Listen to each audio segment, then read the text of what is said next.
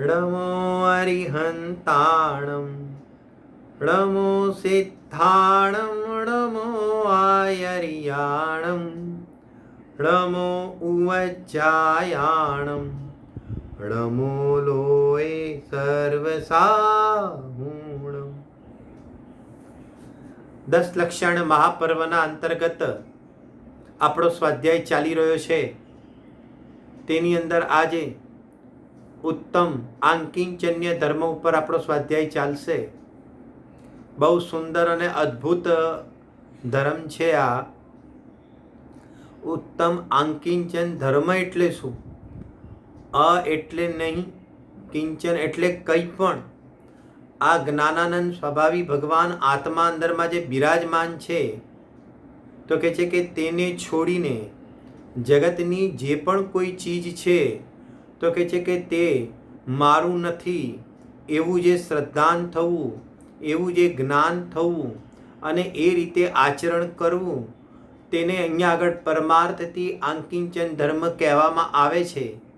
અને એવા જીવને બહારમાં ભૂમિકા અનુસાર જે પરિગ્રહ ઘટાડવાનો જે વિકલ્પ છે, જે શુભ ભાવ છે, તો કહે છે કે તેને વ્યવહારથી ઉત્તમ આંકિંચન્ય ધર્મ કહેવામાં આવે છે.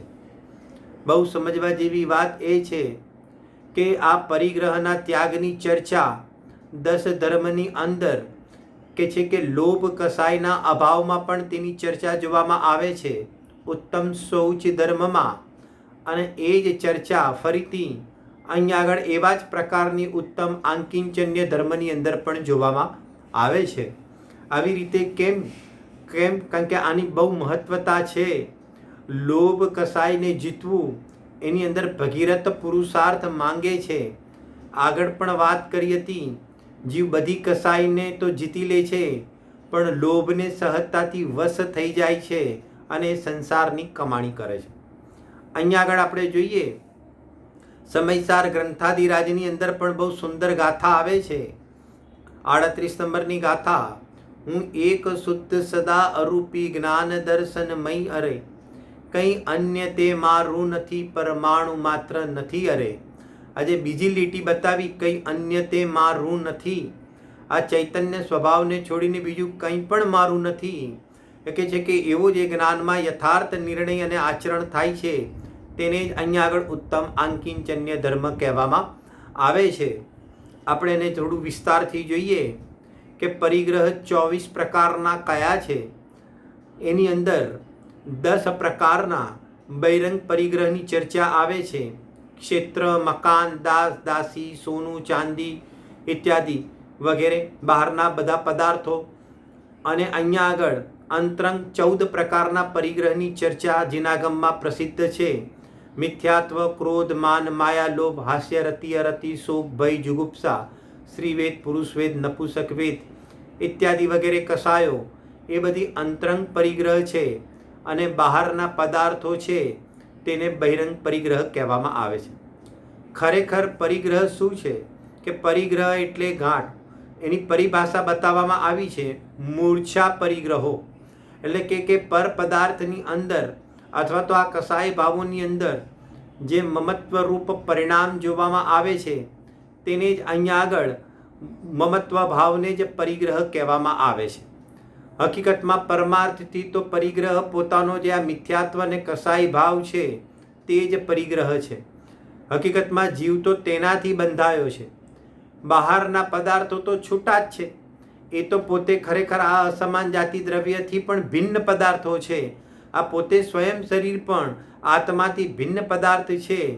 છતાં પણ જેના જેના લક્ષ્ય મને રાગાદી ભાવોની ઉત્પત્તિ થાય છે, તેને અહીંયા આગળ પરિગ્રહ સંજ્ઞા કહેવામાં આવે છે. ફરીથી કહીએ છીએ, દાખલા તરીકે કોઈ મકાનને જોઈને મને એના પ્રત્યે રાગ ભાવ ઉત્પન્ન થાય છે, તો મારા માટે તે રાગ ભાવને અંતરંગ પરિગ્રહ કહેવામાં આવશે. અને જેના લક્ષ્ય આ રાગ ભાવ ઉત્પન્ન થયો, તો કે છે કે મારા સંયોગમાં આવેલો આ જે મકાન, તો કે છે કે તે પણ અત્યારે મારા માટે શું થઈ ગયું કે એને લક્ષ્ય મને રાગ ભાવ ઉત્પન્ન થાય છે, તો કે છે કે તેને પણ અહીંયા આગળ પરિગ્રહ સંજ્ઞા જોવામાં આવે છે. આમ જગતની અંદર પદાર્થ તો બધી જ જગ્યાએ પથરાયેલા છે. જેમ પોતે અહીંયા આગળ ચૈતન્ય દ્રવ્ય છે તેમ જગતની અંદર પણ બીજા બધા દ્રવ્યો પણ મોજૂદ છે. પણ બીજા બધા દ્રવ્યો જાણે મારા પરિગ્રહ એમ નહીં કહેવામાં આવે, પરંતુ મને એના પ્રત્યે જે રાગ ભાવ ઉત્પન્ન થઈ જાય છે ત્યારથી જે કે છે કે મારા માટે તે પરિગ્રહ સંજ્ઞા નામ પામે છે. નિષ્પરિગ્રહી અપરિગ્રહીનું ઉત્કૃષ્ટ ઉદાહરણ હોય છે તો એ કે મુનિરાજનું હોય છે. મુનિરાજને સર્વ પ્રકારના પરિગ્રહનો ત્યાગ જોવામાં આવે છે. અંતરંગ પરિગ્રહનો પણ ત્યાગ છે અને બહિરંગ પરિગ્રહનો પણ એમને ત્યાગ જોવામાં આવે છે. જોકે અંતરંગ પરિગ્રહની અંદર સંજ્વનન લોપ તો અંતમાં છૂટે છે 10મા ગુણસ્થાન સુધી, પણ ચરણાન યોગની શૈલીમાં તે પોતે પરિગ્રહથી રહિત જ છે એમ જ એનું વર્ણન કરવામાં આવશે. હવે સમજવા જેવી વાત એ છે કે મુનિરાજ જંગલની અંદર ધ્યાનમાં આરૂઢ થઈને બેસ્યા છે. કોઈ ગોવાળિયાનો જીવ બિચારો કરુણા બુદ્ધિથી અજ્ઞાનથી તેને એમ થઈ જાય કે આ મુનિરાજને આટલી બધી ઠંડી લાગતી હશે અને એ ગોવાળિયાનો જીવ જો એના ઉપર ચાદર નાખી દે છે તો મુનિરાજને દોષ લાગે કે ન લાગે? તો કે મુનિરાજને કોઈ પણ પ્રકારના પરિગ્રહ સંબંધીનો દોષ લાગતો નથી. એ કે કેમ પરિગ્રહનો દોષ લાગતો નથી? કારણ કે તે મુનિરાજને તે ચાદર સંબંધી રંચ માત્ર પણ મારાપણાનો વિકલ્પ નથી અને એ ચાદર ઓઢવાનો અહીંયા આગળ રાગ પણ હવે એમની ભૂમિકામાંથી નીકળી ગયો છે. આમ કોઈ પણ પ્રકારનો ચાદર સંબંધી વિકલ્પ ન હોવાના કારણે તે મુનિરાજને ભલે એ બહારમાં કોઈને ચક્ષુ ઇન્દ્રિયના માધ્યમથી એ ચાદરનો સંયોગ થયેલો ભલે દેખાય, એમ હોવા છતાં પણ મુનિરાજને અંતરંગમાં તેના પ્રત્યે રાગ નથી, તો કે છે કે ખરેખર તેને પરિગ્રહ સંજ્ઞા નામ મળતી નથી. અને એની જ જગ્યાએ કોઈ બહારમાં દરિદ્રી વ્યક્તિ છે જેને અહીંયા આગળ પહેરવા માટે કપડાં પણ નથી, જેને અહીંયા આગળ કંઈક પણ લેવા માટે કટોરો પણ નથી, આમ બહારની અંદર તેની પાસે પણ કશું નથી, પરંતુ અહીંયા આગળ કે છે સર્વજ્ઞ ભગવાનને પૂછવામાં આવે તો કે આ જીવ પરિગ્રહ સહિત છે કે નિષ્પરિગ્રહી છે? તો સર્વજ્ઞ ભગવાન કહે છે કે આને એક પરમાણુ માત્રનો પણ જ્યાં સુધી અજીન રાગ ઊભો છે, એટલે કે તેમાં અજીન એને પોતા પણ ઊભું છે, તો કે છે કે તે જીવની પાસે બહારમાં કંઈ પણ ન હોવા છતાં પણ અહીંયા આગળ કે છે કે તે મહાન પરિગ્રહધારી છે. જો આ જૈન દર્શનની બ્યુટી છે, બહારમાં કેટલા સંયોગ છે તેની ઇમ્પોર્ટન્સ નથી, પણ બહારમાં તે સંયોગ પ્રત્યેનો કેટલો રાગ ઊભો છે એ કહે છે કે તેની મુખ્યતા છે. જો સંયોગોનો રાગ ઊભો છે તો કે અવશ્ય એ કે એ પરિગ્રહધારી છે, અને અહીંયા આગળ કે છે કે જો રાગ સમાપ્ત થઈ ગયો છે તો અહીંયા આગળ કે છે કે તેને નિષ્પરિગ્રહી કહેવામાં આવે છે. જીનાગમની અંદર તો સૂક્ષ્મ પરિગ્રહની ચર્ચા પણ કરવામાં આવી છે. અહીંયા આગળ કે છે કે સિદ્ધ પરમેષ્ઠી ભગવાનનું જે ચિંતન થાય છે, એ જે વિકલ્પ જોવામાં આવે છે, તો કે છે કે તેને પણ અહીંયા આગળ સચિત્ત પરિગ્રહ કહેવામાં આવે છે. કોઈ પણ જગતના પૂતગલના પરમાણુ પ્રત્યે પણ કોઈ વિકલ્પ જોવામાં આવે છે તો એને અહીંયા આગળ અચિત પરિગ્રહી કહેવામાં આવે છે. અને ગુણસ્થાન અને માર્ગણા સ્થાનના વિકલ્પ જે સ્વાધ્યાયના માધ્યમથી જોવામાં આવે છે તો કે તેને પણ અહીંયા આગળ મિશ્ર પરિગ્રહ કહેવામાં આવે છે. જુઓ તો ખરા, આવા વિકલ્પોને પણ સચિત અચિત અને મિશ્ર પરિગ્રહને સંજ્ઞાથી અહીંયા જ્યાં બતાવવામાં આવે છે એના પરથી નક્કી થાય છે કે આ જે વિકલ્પ જે છે તે આત્માની ચીજ નથી, એ તો ખરેખર ઉપાધિકૃત પરિણામ છે, એ બહારની ઉપાધિ છે, એ પરિગ્રહ સંજ્ઞા છે, અને આત્મા જે છે એ કે તેનાથી અહીંયા આગળ જુદો છે. આ પરિગ્રહ કેમ મટે? એ કે ભેદ વિજ્ઞાનની ધારાથી અહીંયા આગળ પરિગ્રહ મટે છે. એક રંચ માત્રમાં પણ એ પૂતગલ પરમાણુમાં મારું સુખ નથી. એ કે છે કે આવો જે જ્ઞાનમાં દ્રઢ નિર્ણય થાય ને મારું સુખ મારામાં જ છે, આમ પોતાના આત્માનો પણ દ્રઢ નિર્ણય થાય અને પોતાના આત્માનું અવલંબન લે તો કે છે કે આ શું થાય? એ કે અહીંયા આગળ કે છે કે પરિગ્રહ અહીંયા આગળ છૂટવાની શરૂઆત અહીંયા આગળ થઈ જાય. અનાદિના સંસ્કાર પડ્યા છે, ન જાણે પરમાં સુખ બુદ્ધિના કારણે જીવ આખી જિંદગી 24 કલાક દિવસ દરમિયાન અહીંયા આગળ કે છે કે પરિગ્રહની વાસનાની અંદર જીવ અહીંયા આગળ પડેલો જોવામાં આવે છે. 4 પ્રકારની સંજ્ઞા છે, 4 પ્રકારની: આહાર, ભય, મૈથુન અને પરિગ્રહ. તો કે છે કે આ શું છે? સંજ્ઞા એટલે અહીંયા સંજ્ઞાનો અર્થ થાય છે ઈચ્છા, વાંછા. એ કે છે કે આના પણ અનાદિના આવી રીતે જીવને સંસ્કાર જોવામાં આવે છે. આહારની પણ ઈચ્છા, વાંછા, પછી જેને કહેવાય ભય પણ જોવામાં આવે છે. એવી રીતે પરિગ્રહની પણ વાંછા અને ઈચ્છા, તે પણ અહીંયા આગળ તેને અનાદિના સંસ્કાર જોવામાં આવે છે. જો આપણે આપણા ઘરની અંદર જ પ્રેક્ટિકલ કરીએ તો આપણને જે ચીજની જરૂરત નથી ગ્રહસ્થ દશા ચલાવવા માટે, આ ઘર ચલાવવા માટે, એ બધી ચીજોની પણ જરૂર નથી હોતી. તેમ હોવા છતાં પણ આપણે ઘરની અંદર તે બધી જ ચીજો જેને કહેવાય કે ભેગી કરતા જઈએ છીએ. બહુ સમજવા જેવી વાત છે. આપણે દરેક જણ પોતપોતાના ઘરની અંદર, અહીંયા આગળ ગુજરાતીમાં કહીએ આપણા ઘરની ઉપર જેને કહેવાય માળિયા હોય, તો કે છે કે જો માળિયા તપાસવામાં આવે તો કે છે કે 10-10 વર્ષથી 15-15 વર્ષથી જે ચીજ આપણે વાપરી પણ નથી છતાં પણ કે છે કે તેની અંદર કે ઉપર માળિયામાંથી એટલી બધી ચીજો નીકળે છે કે જાણે આપણે એક બીજું પણ ઘરની જો ખરીદી કરી લઈએ તો બીજી કોઈ પણ ચીજની આપણે નવી લાવવાની જરૂર ન પડે, એટલી ચીજોનો આપણે વપરાશ કરીએ છીએ.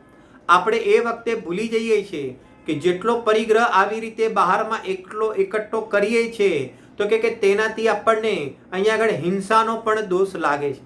શાસ્ત્રકાર કહે છે કે જ્યાં પરિગ્રહ છે ત્યાં આગળ પરિણામની અંદર જ્યાં પરિગ્રહ પરિણામ છે ત્યાં અવશ્ય હિંસા તેને જોવામાં આવે છે. મમત્વ પરિણામ રૂપ ભાવ હિંસા પણ જોવામાં આવે છે. અને તે પદાર્થો રાખતા ઇત્યાદિ અનેક પ્રકારના સમુચ્છન જીવોની ઉત્પત્તિ થઈ જાય છે. તો વગર કામની તેને દ્રવ્ય હિંસાનો પણ અહીંયા આગળ દોષ લાગી જાય છે. આપણે આપણા ઘરની અંદર સ્ટોર રૂમ ખોલીને જોઈશું તો ન જાણે તૂટેલા ફાટેલા કેટલાય ચંપલોની જોડીઓ પણ મળી જાય છે. આપણે કલ્પના કરીએ કે તે ચંપલો આપણે કદી પહેરવાના પણ નથી હોતા, છતાં પણ આ એવા અનાદિના મમત્વના સંસ્કાર પડ્યા છે કે એક ફાટેલા ચંપલ પણ આપણાથી છૂટતા નથી. બહુ સમજવા જેવી વાત છે. એક બાજુ સમ્યક દ્રષ્ટિ ધર્માત્મા 6 ખંડને જીતવા નીકળે છે. એવા ચક્રવર્તીના જીવો 6 ખંડને જીત્યા પછી અહીંયા ચિત્તમાં વૈરાગ્ય જાગતા સહજતાથી 6 ખંડ અહીંયા આગળ છોડી દે છે. ત્યારે બીજી બાજુ એક દરિદ્રી જીવ છે, એની પાસે અહીંયા આગળ સકોરું છે ભીખ માંગવા માટે. તો કે છે કે તે ભીખમાં માંગવાનું સકોરું પણ કે તેનાથી છૂટતું નથી.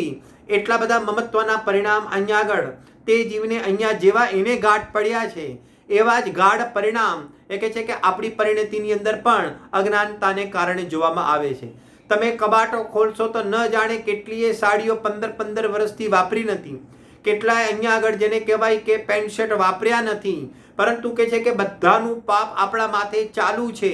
પહેરવાના છીએ નહીં અને છતાં પણ આપણું પાપ ચાલુ છે. અને આપણને બીજાને જેને કહેવાય કે આપી દેવાનો પણ જલ્દી અહીંયા આગળ ભાવ આવતો નથી. અને દરેક પરિગ્રહની અંદર એમ જ આપણને થયા કરે છે કે આગળ જઈને કામમાં આવશે, આગળ જઈને કામમાં આવશે, આગળ જઈને કામમાં આવશે. કારે કામમાં આવવા વાળો તો આ ભગવાન આત્મા છે જે નિષ્પરિગ્રહી છે. ચૈતન્ય સ્વભાવ આત્માના તો અનંત ગુણોનો તેનો પોતાનો પરિગ્રહ છે. તેને ભોગવવાથી આ જીવને તૃપ્તિ આવે છે.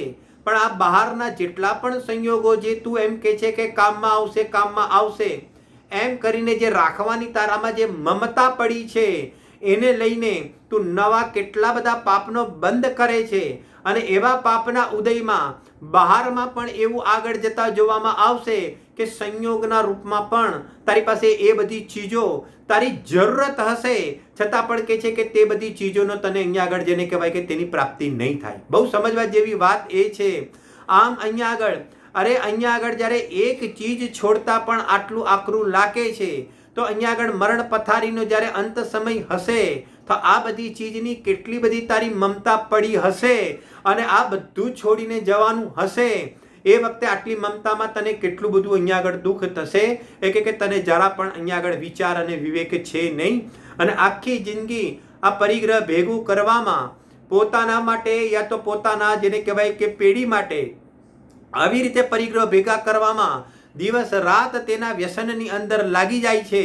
અને આ પોતાનો આત્મા ખોવાઈ જાય છે જે પોતે પરિપૂર્ણ તત્વ છે કે તેના તરફ તારું ધ્યાન જતું નથી. તો કે આવા સંસ્કાર આપણા કેમે કરીને તૂટે, તો કે ભેદ વિજ્ઞાનના બળથી તૂટે. અને કોઈ પણ રીતે જ્યાં સુધી બહુ સમજવા જેવી વાત છે કે સંયોગોમાં પરિગ્રહ ઊભો હશે, પરંતુ તે જો કે સમ્યક દર્શનમાં બાધક નથી, પરંતુ સંયોગોમાં એક તિલતુષ માત્ર પણ પરિગ્રહ હશે તે આગળ મુનિચર્યાની અંદર બાધક આતા આવે છે. આમ અહીંયા આગળ કે છે કે પોતાપણું માનવાનું પણ અહીંયા આગળ મમત્વ તોડવાનું છે અને એને સાથે રાખવાનો પણ રાગ તોડવાનો છે. પોતાનું માનવાનું જ્યારે મમત્વ છૂટશે ત્યારે એને સમ્યક દર્શનની પ્રાપ્તિ થશે અને એ પદાર્થોનો રાગ છૂટશે. તો રાગ છૂટતા છૂટતા આગળ જતા તારે ચારિત્રની પ્રાપ્તિ થશે અને સમ્યક દર્શન જ્ઞાન ચારિત્રની સાથે સાથે આવી રીતે જીવ આરાધના કરતો કરતો આગળ વધે અને સમસ્ત પરિગ્રહનો અહીંયાથી જીવનમાં અંતરંગ હોય કે બહિરંગ હોય એ બધાનો ત્યાગ કરીને અને શુદ્ધાત્માનું અવલંબન લઈને અને પોતાના અતિન્દ્રિય આનંદનું વેદન અને રસપાન કરે એવી મંગલ ભાવનાથી હું આજના ઉત્તમ અંકિંચન ધર્મ સંબંધીની વાત હું અહીંયા આગળ પૂરી કરું છું. જય જિનેન્દ્ર.